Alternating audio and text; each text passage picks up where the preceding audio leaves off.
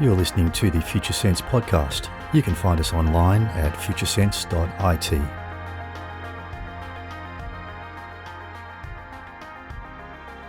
Welcome to episode 138 of Future Sense. I'm your host, Steve McDonald, and in this episode I'll be talking about the recent US presidential election and also some relevant history that puts it in perspective.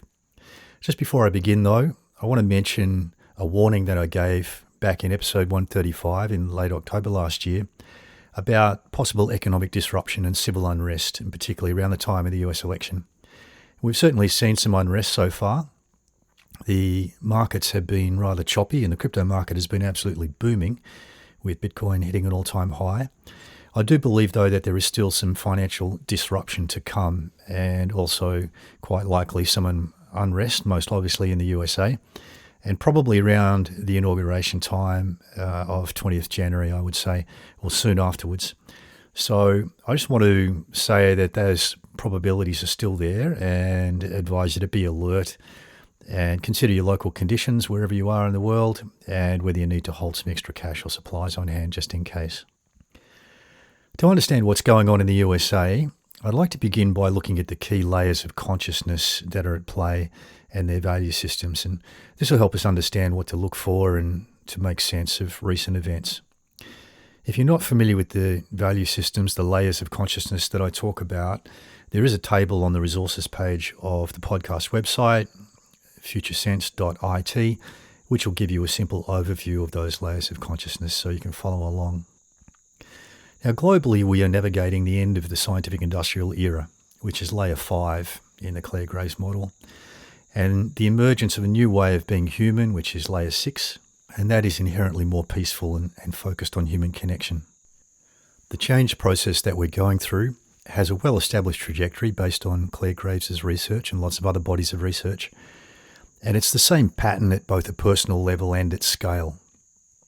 And it takes us from stability in the old value system, which in this case is the scientific industrial value set, layer 5, into turbulence as things start to get a little bit choppy. The old values don't solve our problems as well as they used to.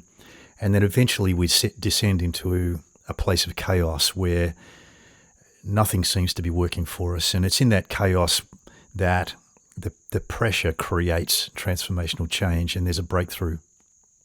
We come out the other side of that. There's a renewal process as we've seen the light. We kind of know the way ahead. And then we go through an integration process, which brings us to new stability in the new value system. So we're all going through that at a personal level, or we have been through it, or we're about to go through it. And at a global level, collectively, we're very much in that process right now. It's fair to say that the turbulence began in the 1960s when we saw that upsurge of layer 6 values, a lot of civil unrest, riots and protests and things, particularly in the USA. And now it seems that we're starting to enter the chaos phase. And in the chaos phase, it seems like no value set, neither the old or any emerging new value set, seems to solve our problems. We can feel a bit like a ship without a rudder at the mercy of events. As it progresses, the old value system, the layer 5 values, actually seem to cause more problems than they solve. And until the layer 6 values, the new value set, become clear to us and really emerge and become integrated, they don't have enough support to really solve our problems either. So there's this tricky space in between, which can be a very uncomfortable place to be. And it kind of feels like that's what we're just beginning to enter into at a global level now. My guess is the chaos phase at a global level could last for around about 15 years from now. What that means is that we need to get used to feeling this way and we need to adapt ourselves to cope with disruptive change. The US election is, of course, of global significance as part of this layer 5 to layer 6 transition, due to the USA's position as a superpower and a superpower in decline for that matter. There is a mad grab for power and influence that's underway at a global level. And this goes beyond nation states, which are losing influence and control at the moment.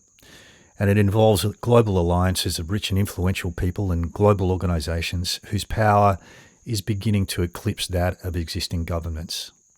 The power that big tech is wielding in the USA right now is a great example, such as blocking the US president's public communication channels and feeding the polarization of the general public. What we're really seeing here are efforts to solve new and very complex problems, but with solutions from older value systems. And we can expect these efforts to fail, simply because the old solutions are no longer adequate to solve these new, more complex problems. And this is quite a normal change trajectory. It's what I call a slingshot, where we realize that our regular values just don't cut it anymore, and we start to reach back in this regressive search to older value sets to try and see if they'll work for us this time around. And in this case, those older value sets are the layer 4 authoritarian values, where everything's black and white, and you decide which is the right path, and that's the only option. And sometimes people are even reaching back further to layer 3, which is about the use of raw power and really giving up a rational approach and just trying to solve the problems with power. Now, the tension created by the failure of these older values to solve our new problems is what actually powers our transformation, in this case to a newer, more complex and more capable layer of consciousness at layer 6. Overall, the global situation is an extremely complex one, and I'll dive deeper into that and talk about some of the other global players in another episode soon. But today we're focusing on the USA and recent events. It's really important to understand layer 5 values and the associated behaviors. And so I'm just going to run through those now from a theoretical point of view, and I'm sure they'll be useful. You'll be able to relate the theory as I talk about it to what you're seeing in the real world. First, it's important to understand that we're in late stage layer 5, and this equates to the scientific industrial era, which has been running for roughly around about 300 years. So in the early stage of any value system's emergence, it's a very constructive thing. It solves the old problems created by the old value system. Everything's wonderful and new again. It's a very creative and expansive time. And then it kind of plays itself out like a bell curve. So the usefulness of a layer of consciousness and its values will reach a peak at the top of the bell curve and then slowly decline and go into a deconstructive phase and eventually get to the point where those values actually create more problems than they solve. And this is where the tension is created to bring the emergence of the new value set, which then eclipses the old value set. So layer 5 is an individually focused value system, I, me, mine, and it's driven by personal success. That is the key driver, is I as an individual want to do whatever it takes to succeed in life. It takes a very strategic approach to achieving its goals. And I want to give you an example of strategic advice from the classic book by Sun Tzu, The Art of War.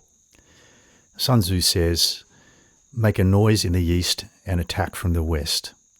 And we can see from that the ideas of deception and surprise are key strategic principles. These are played out not just in the military arena, but also in the marketing industry, of course, where often you'll end up buying something and it wasn't quite what you expected to get, and you get surprised.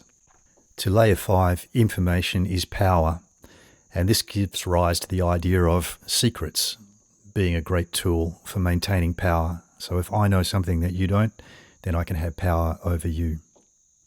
From a moral perspective, the morals of layer 5 are very flexible.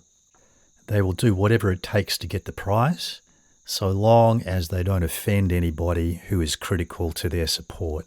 Public image is managed very carefully. In terms of the sorts of structures and systems that layer 5 values creates, because of the individual themed nature of this value system, this layer of consciousness, the structures tend to disconnect people rather than bring people together. And because of the drive for success, we often see a lot of exploitation and a tendency to push things to their limits in order to get as much as possible out of whatever it is, to make the prize as big as possible.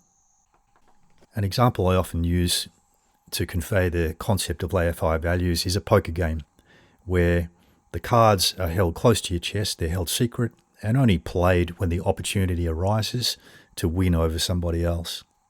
In fact, if the cards are revealed during the game, it really blows the whole game. There's no point in playing at all.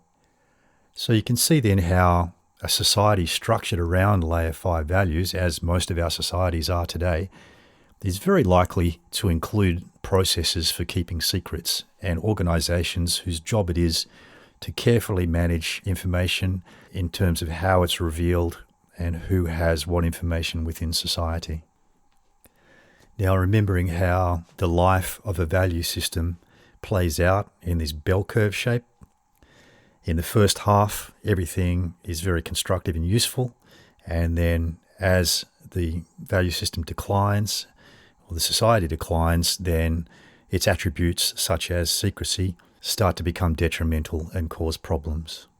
The pressure created by those problems will cause a person to look backwards to old value sets. So we get this values regression, and from layer 5, the regression is typically initially to layer 4, which brings rigidity, layer 4 being a very black and white value set where there are only two choices and one's right and the other's wrong.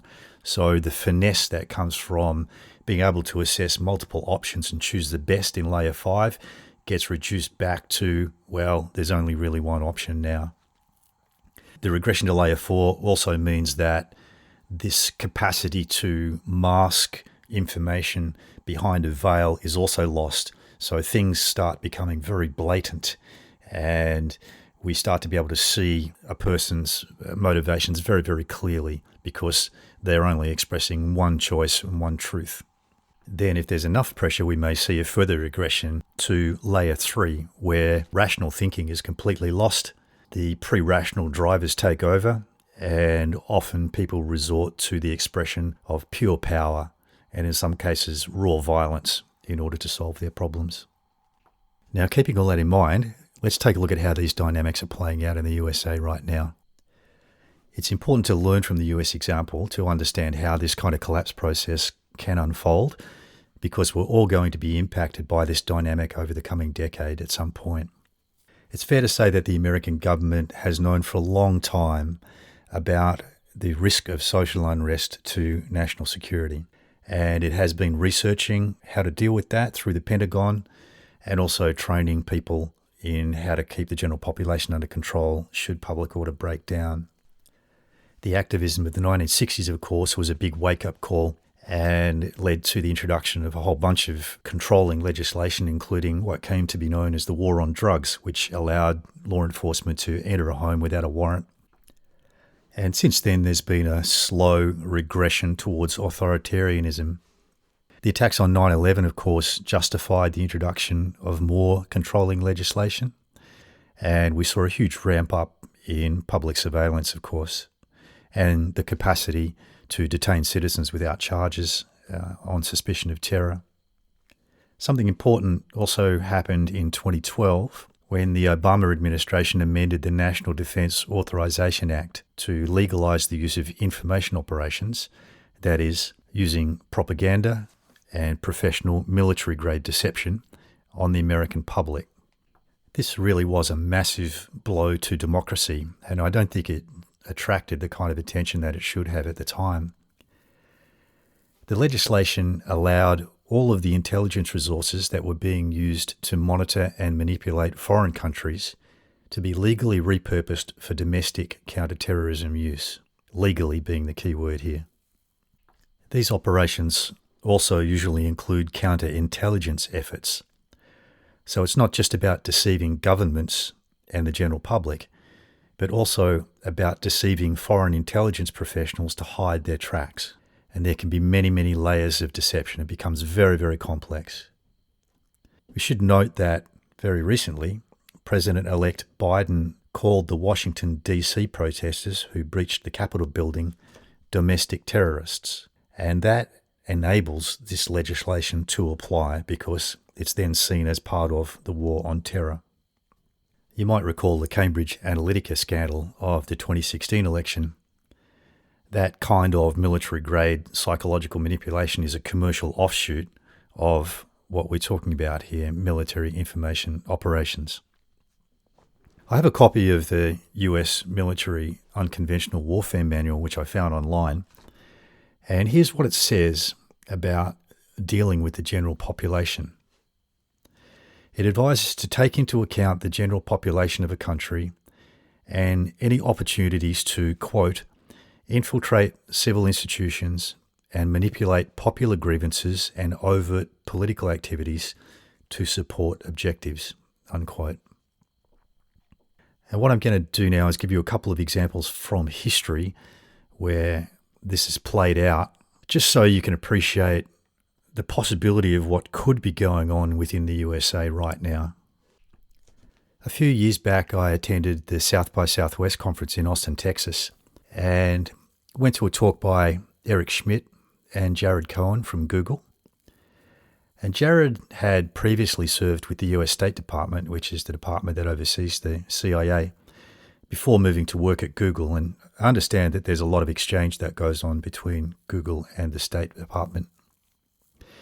And Jared spoke about the Arab Spring revolutions in the Middle East and how he had traveled there on behalf of Google to enhance the internet coverage in support of the uprisings. That's a really good example of working with popular grievances in a country to achieve the USA's strategic objectives, in this case, by making it a little easier for people to organise themselves against their government. And I'm sure at the time Google didn't announce that they were going there to support the uprisings, so that is an example of an information operation where there would have been a cover story that obscured what was really going on. Another example I have here is from the war in Afghanistan, and this is from a leaked internal US Army report by Lieutenant Colonel Daniel Davis on the use of information operations in the Afghanistan war. And the report is called Dereliction of Duty 2, Senior Military Leaders' Loss of Integrity Wounds Afghan War Effort. And in the report it says, during the war, quote, senior ranking US military leaders have so distorted the truth when communicating with the US Congress and American people in regards to conditions on the ground in Afghanistan that the truth has become unrecognizable. This deception has damaged America's credibility among both our allies and enemies, severely limiting our ability to reach a political solution to the war in Afghanistan. If the public had access to these classified reports, they would see the dramatic gulf between what is often said in public by our senior leaders and what is actually true behind the scenes, unquote. Historically, both conventional and unconventional US interventions in foreign countries, when they've been successful in the short term, and many haven't, they have usually been unsustainable. And this is classic layer 5 method of operating, seeking short-term rewards and with no real concern for sustainability. I know there's been a lot of background information and a lot of theory so far in this episode, and I hope you've managed to hang in there. But it's essential really to understand that this is the political climate that Donald Trump stepped into. And no doubt Trump's election was somewhat unexpected by the US political establishment, which was in the process of trying to counter this growing risk of social unrest in the USA through various surveillance and other control measures. Trump was an outsider, not being a professional politician, and to a government that was working hard to keep things together and plan for growing unrest, he was a wild card that potentially threatened the integrity and the future of the USA. In fact, Trump was openly saying that he wanted to clean up the swamp, as in reform US politics and the administration. In the light of all of this, allegations that the Obama administration was spying on Trump and his senior staff prior to the 2016 election, using their domestically repurposed intelligence resources, actually do make sense. After Obama's 2 terms in office, no doubt the Democrats were heavily invested in their preparations to maintain stability within the US, and it's easy to see how political polarization within the administration emerged out of that, and subsequent hostility towards Trump from within his own administration, seeing him as an outsider. And once he was in power, the Democrats did everything they could to get him out of office throughout his term, but none of their efforts had enough substance to succeed. He was definitely seen as a virus by the political establishment, and You could see their reaction as a kind of immune response. Agencies within Trump's own administration were investigating him, looking to bring charges against him, and his continual firing of key officials within the administration was quite likely an attempt to stamp out the bias against him. One of Trump's significant impacts was slowing down the military-industrial war machine. Quite unusually for a president, he didn't enter into any new conflicts, which no doubt meant hugely reduced profits for that particular industry. There were plenty of reasons for wanting him gone. Now, last year, I spoke about a number of voting security issues before the election. Trump himself had anticipated foreign interference in the election and issued Executive Order 13848 in September 2018, allowing certain sanctions to be imposed in the event that interference was proven. The vulnerability of the Dominion voting machines was also well known before the election. Snowden had tweeted about this in 2019 and referenced an opinion piece by the New York Times, which showed an American cybersecurity expert hacking into a machine and how easy it was. We knew there were problems with postal voting and different ID requirements and different laws across various states, and the pandemic meant that there was a much greater reliance on postal ballots for this election. Before Election Day, the FBI was investigating ballot harvesting, and I just heard today actually that somebody was charged in Texas for ballot harvesting. Now, there's actually a large amount of material in the public domain right now indicating that this was, in fact, probably the most corrupt election in US history, as had been predicted, and there have been widespread attempts to block legal challenges and investigations. If you've been listening to the mainstream media reports, you've likely missed out on hearing about most of this due to very blatant media bias against Trump. A significant part of the problem has been the fact that many media outlets simply copy and paste news reports these days, drawing on agencies without doing any journalistic work or fact-checking of their own. The biased media coverage is very easily spotted when you look at the language, and for example, this phrase was very commonly used: Trump falsely claims XYZ without evidence, when in fact there was plenty of potential evidence, but the courts were refusing to allow it to be presented for consideration. So the polarization of the media and the courts of law means that we have a long list of claims of election fraud, but we're unable to verify them, which of course is greatly advantageous to the Democrats in this case.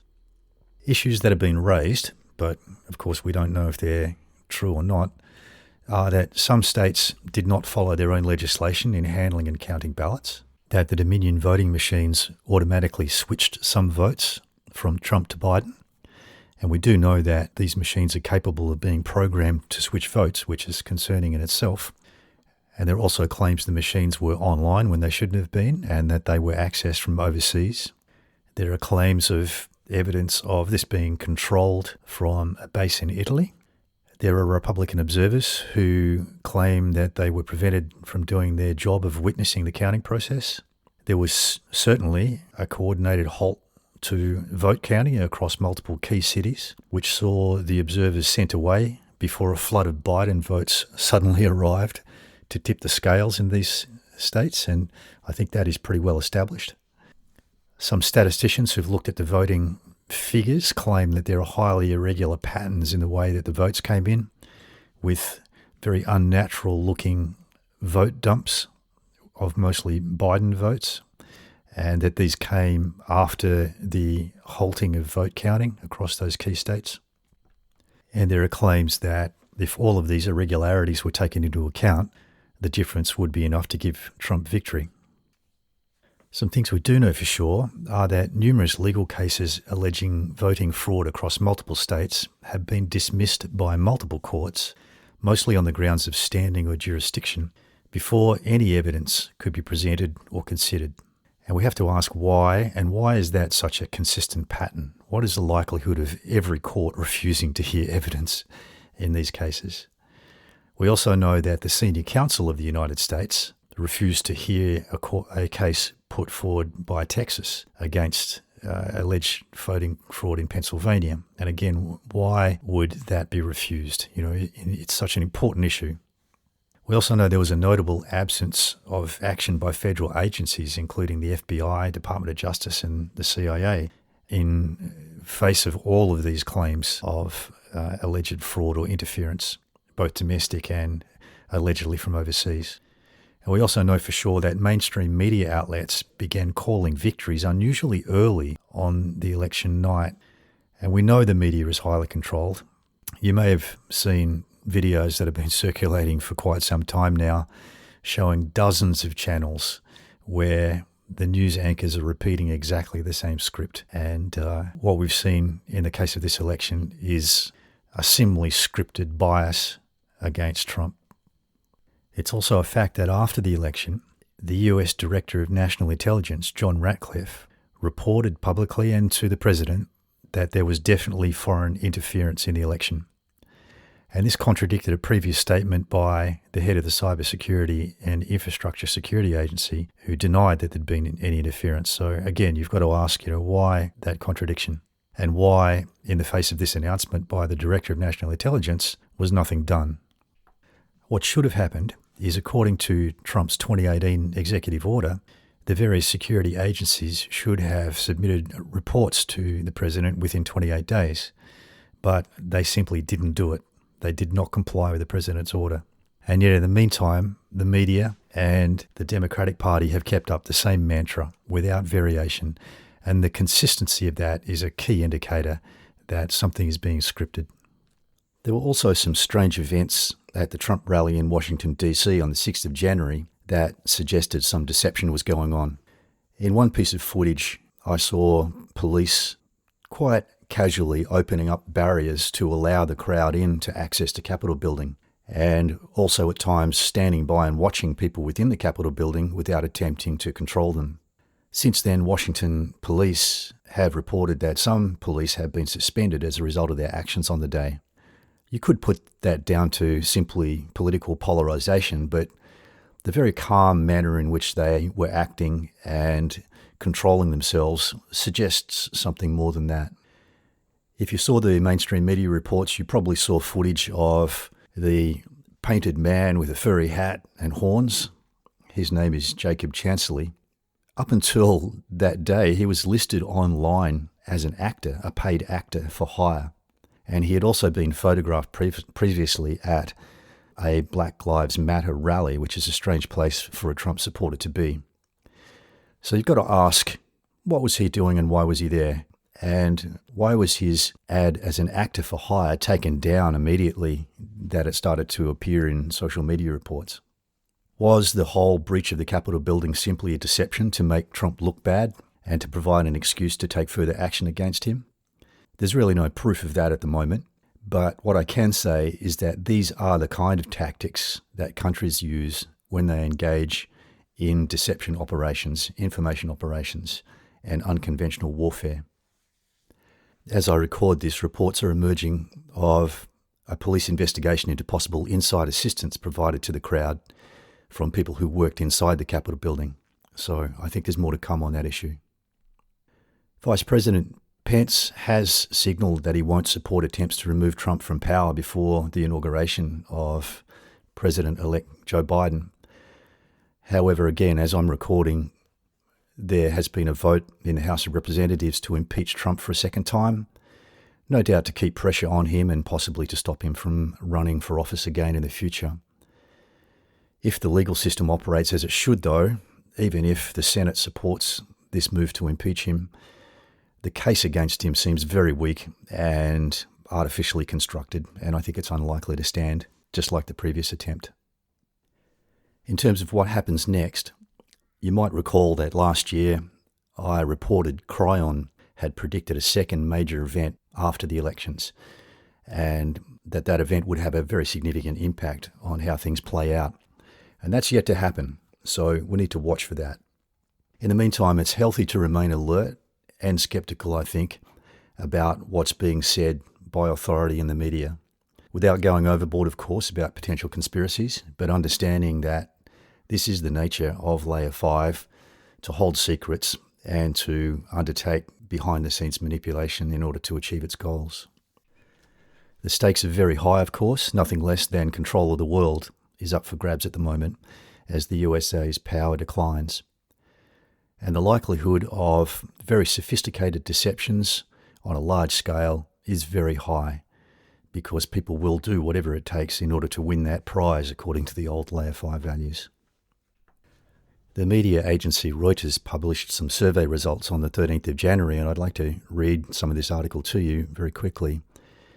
From London, it says, "Trust in governments, business chiefs and media is crumbling amid a perceived mishandling by leaders of the coronavirus pandemic and a widespread feeling among ordinary citizens that they are being misled," a global survey has found. The Edelman Trust Barometer, which for 2 decades has polled thousands of people on their trust in core institutions, found 57% of people believe government leaders, business chiefs and journalists are spreading falsehoods or exaggerations. Breaking out responses according to a person's media habits and voting patterns, the survey found a greater hesitancy on vaccines amongst those who rely mostly on social media and underlined the polarization of politics in the United States. The violent storming of the US Capitol last week and the fact that only 1/3 of people are willing to get a COVID vaccine crystallized the dangers of misinformation, said Richard Edelman, whose Edelman Communications Group produces the survey. The figure cited by Edelman referred to the fact that an average of only 33% of respondents in 27 countries covered by the survey said that they would take the vaccine as soon as possible. A further 31% said they would take it within a year. And there were 33,000 people who responded to that survey across those 27 countries. So it's fair to say that people are feeling something isn't quite right. Indications are that this year, 2021, is going to be one of revelations as the truth comes out about what's been going on behind the scenes.